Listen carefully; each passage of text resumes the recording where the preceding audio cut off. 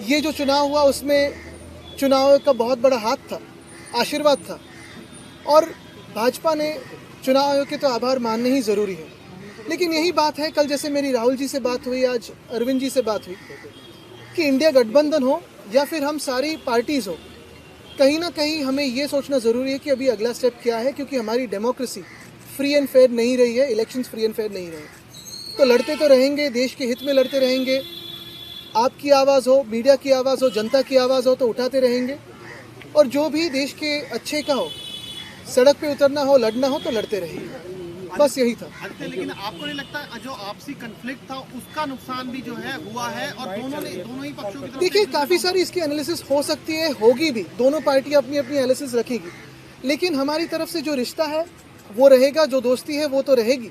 इसके आगे मैं कहना चाहता हूँ कि जो काफ़ी सारी जगहों में वोट्स काटे गए थे, जो वोट्स डिलीट हुए थे, उस पर भी कभी ना कभी विचार करना ज़रूरी है, क्योंकि वो वोटिंग का अधिकार लोगों से छीना गया था, वो चुनाव आयोग ने छीना है, तो उस पर भी विचार विमर्श होना ज़रूरी है। आदित्य जी, क्या इस इशू पे वोटर डिलीशन एडिशन पे आपकी कोई चर्चा हुई दिल्ली महाराष्ट्र दोनों को लेके? देखिए, आज तो कर्टसी कॉल था, आज तो यही कहने आए थे कि रिश्ता तो ही जारी रहेगा।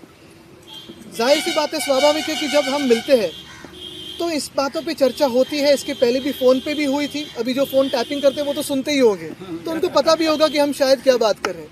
लेकिन हमने ये भी कहा है कि इस पर स्टडी करके जो हम प्रश्न चिन्ह उठा रहे हैं, जैसे महाराष्ट्र में 47 लाख वोटर्स कहाँ से बढ़े हैं, 76 लाख वोट्स आखिरी समय के बाद किसने वोटिंग किया है, इसकी कोई वीडियो फुटेज है क्या, टोकन्स है क्या? चुनाव आयोग इस पर बात करने के लिए बिल्कुल तैयार नहीं है।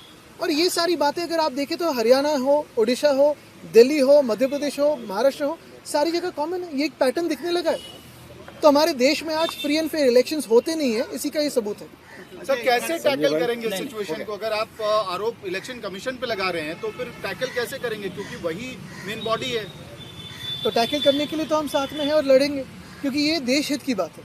देखिए, कोई भी चुनाव जीत सकता है, हार सकता है, जीत भी सकता है वापस उसके बाद में, लेकिन फ्री एंड फेयर इलेक्शंस होना जरूरी है। अभी कई चुनाव आने वाले हैं, निगम के कई चुनाव, हरियाणा में आम आदमी पार्टी लड़ रही है, आप लोग लड़ रहे हैं, क्या इसे लेकर कोई स्ट्रेटजी? बिल्कुल लड़ते रहेंगे और अपनी अपनी स्ट्रैटेजी सुधारते रहेंगे। जो वोट कटिंग की देखिए, ये चुनाव आयोग के साथ हम चेस का गेम खेल रहे हैं, वो कोई एक तरीका अपना रहे तो हमें उसका एक उत्तर देना पड़ेगा, तो वो खेलते रहेंगे।